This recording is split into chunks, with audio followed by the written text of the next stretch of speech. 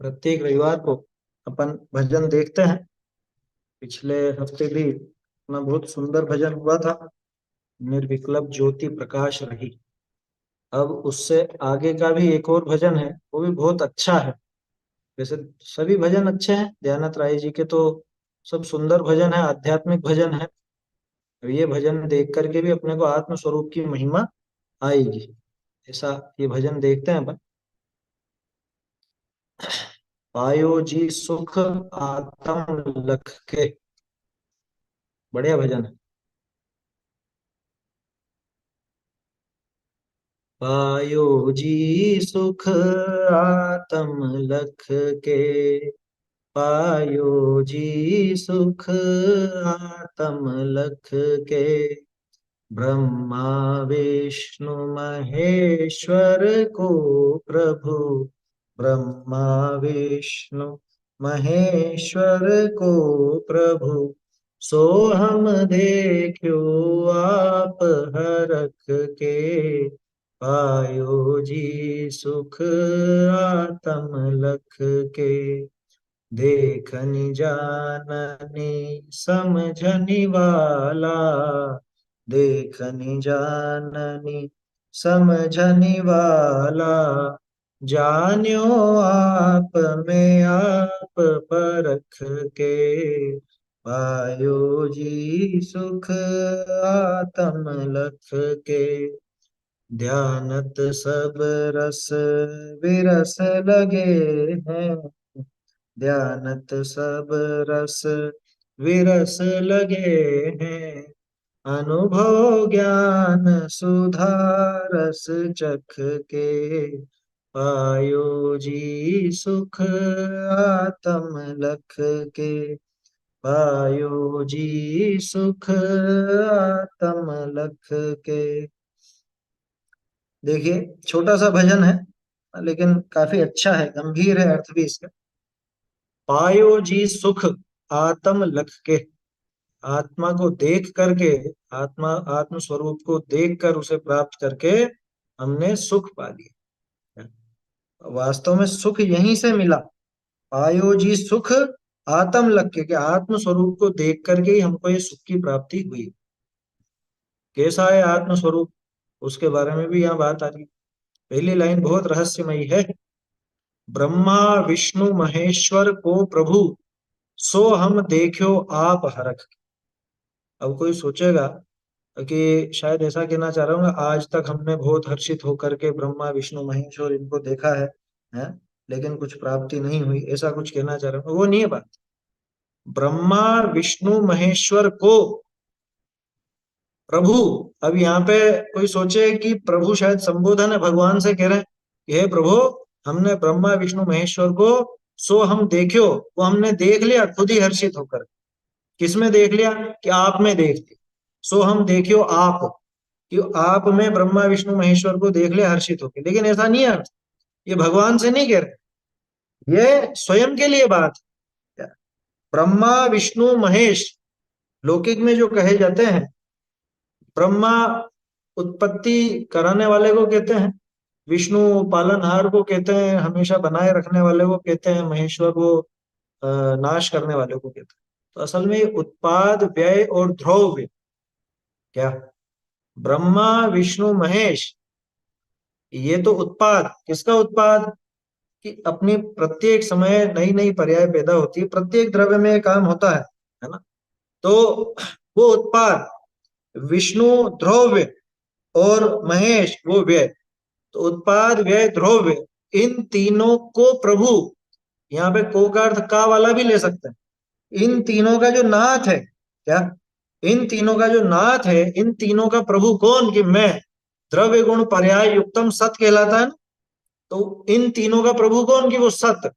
उस सत को सो हम देखियो आप हरख के, हमने बहुत हर्षित होकर के, प्रसन्न होकर के उस सत स्वरूप भगवान आत्मा को देख लिया, जो कि इस उत्पाद व्यय द्रव्य युक्त है। समझ में आ रही है बात? तो यहाँ ब्रह्मा विष्णु महेश से कुछ और अर्थ मत लेना, यहाँ पे द्रव्य गुण पर्याय की बात। ये इन सबको मैंने अपने आप ही स्वयं में ही देखा। ये उत्पाद व्यय द्रव्य, ये सब चीजें मुझ में ही शामिल है, मेरी ही है ना। ऐसा तो ब्रह्मा विष्णु महेश को मैंने अपने आप में ही देख, कहीं और जाने की आवश्यकता ही नहीं, किसी और के पास कोई और दूसरा नहीं है, बल्कि वो मैं ही हूं। और क्या कह रहे हैं, देखनी जाननी समझनी वाला, ये देखने जानने और समझने वाला, ये देखने वाला जानने वाला, यानी ज्ञाता दृष्टा जो अपन कहते हैं, कि वो ज्ञाता दृष्टा कौन, कि जाने हो आप में आप परख के। हमने उस देखने जानने समझने वाले को, श्रद्धा करने वाले को, श्रद्धावान ज्ञानवान है, उसको हमने आप में आप परख करके जान लिया, स्वयं को स्वयं रूप से स्वयं में परीक्षा करके हमने जान लिया कि वो कौन है। जिस देखने जानने वाले आत्मा की बात चलती है वो कौन है, कि वो तो मैं ही हूं, वो मेरी ही बात है। तो उसकी परीक्षा करके स्वयं में स्वयं को परख करके देख, है समझ में? और क्या कह रहे हैं, ध्यानत सब रस विरस लगे, ध्यानत राय जी कह रहे हैं कि अब सारे के सारे रस, विरस, विरस माने बेरस, बेरस लगने लगे हैं। कैसे लगने लगे, अनुभव ज्ञान सुधा रस चख के, ये ज्ञान सुधा रस का अनुभव करके, उसको चख के, अनुभव रूपी ज्ञान रूपी अमृत का रस चख के, अब और जगत के सारे रस फीके लगने लगे। भजन भी तो है ऐसा, जब निज आत्म अनुभव आवे, तब और कछु न सुहावे, रस नीरस हो जात, रस बेरस हो जात तत्क्षण, अक्ष विषय नहीं भावे, जब निज आत्म अनुभव आवे। वो भी अपने पुराने कवियों के ही भजन है।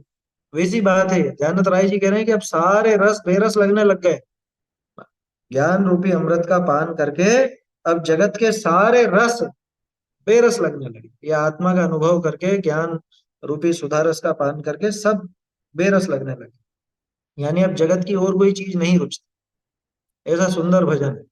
ब्रह्मा विष्णु महेश्वर, है ना, देखो अपने आत्म स्वरूप में ही ये सब चीजें शामिल है। द्रव्य गुण पर्यायात्मक मैं हूँ, उत्पाद व्यय द्रव्यात्मक मैं हूँ, देखने जानने समझने वाला मैं हूँ।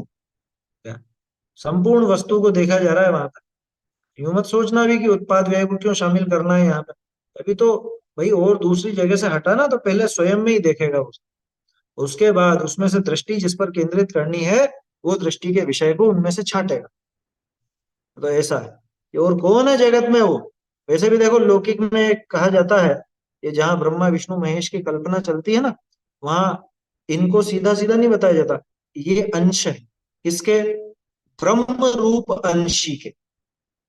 एक है ब्रह्म, उनके यहाँ पे ऐसी मान्यता है, अपन पढ़ेंगे मोक्षवा प्रकाशक में 5वें अधिकार। ब्रह्म है मूल, ब्रह्म के फिर तीन हुए, ब्रह्म के तीन कौन, ब्रह्मा विष्णु महेश, ये उनके में मान्यता है। तो दूसरी तरफ अब यहाँ पे देखो जो दयानंद राय जी ने प्रयोग किया, ब्रह्मा विष्णु महेश्वर को प्रभु, है ना, ब्रह्मा विष्णु और महेश्वर का प्रभु यानी उनकी मूल सत्ता कौन है, कि ब्रह्म। और ब्रह्म किसका नाम है, पर्यायवाची, कि ब्रह्म माने आत्मा, ब्रह्म यानी आत्मा, है ना, ब्रह्म ज्ञान आत्मज्ञान को बोलते हैं ना, ब्रह्म माने आत्मा। ऐसा ये अपने यहाँ पे लगा लेता, मतलब ये अलग अलग शब्दों को अलग अलग जगह की मान्यताओं को लेकर के वो आत्मा पर घटित, समझ में आई बात, कि कहाँ दुनिया में देखने जाते हो कि ये ब्रह्मा ये विष्णु ये महेश ये बैठा है यहाँ पे, ये जो उत्पाद है ये उत्पाद स्वरूप आत्मा की, देखो प्रत्येक पर्याय में कौन निकल के आ, कि आत्मा ही निकल के आ रहा, तो वही ब्रह्मा। प्रत्येक पर्याय में वो व्यय हुआ, तो वो पर्याय किसकी, व्यय रूप पर्याय किसकी, वो कहाँ गई, वो आत्मा में ही समा गई, तो वो महेश भी हुई। और उन सब में कौन व्याप्त है, ध्रुव रूप से कौन चल रहा है, किसका है वो ध्रुव है, कि वो भी आत्मा, तो आत्मा ही ब्रह्मा आत्मा ही विष्णु आत्मा ही महेश, और जगत में किसको देखने जाओ। हाँ? समझ में आई बात, तो स्वयं यहीं पर उत्पाद व्यय ध्रुव यहीं चलता है, यहीं पे सारा विनाश हो रहा है, सारे उत्पाद यहीं हो रहा है, और स्थिरता भी यहीं पर बनी। समझ में आता, तो ऐसा ये आत्म स्वरूप की महिमा दिखाई गई है ना, देखने जानने समझने वाला, जानियो आप में आप परख, देखो परख करके स्वयं को जाना ना, स्वयं में स्वयं को जाना, वो भी परीक्षा करके जाना, ये गजब हो गया, खुद की भी परीक्षा की। हाँ, कि हमारे यहाँ तो आचार्य देव देव की भी परीक्षा कराते हैं, शास्त्र और गुरु की भी परीक्षा कराते हैं, और आत्मा को जानने को कहते हैं तो वो भी परीक्षा करके ही कहते हैं कि हम कह रहे हैं इसलिए तुम आत्मा को सर्व आनंददायी मत मानना, खुद परख करके अनुभव करके देखना और फिर मान। ये आचार्यों का कथन।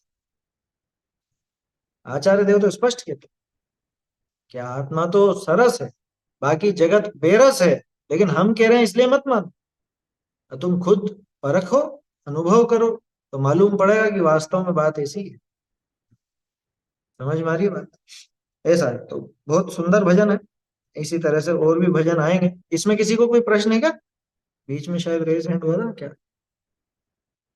चलिए, तो और सुंदर सुंदर भजन आए। अगला भजन और जोरदार आने वाला है क्या?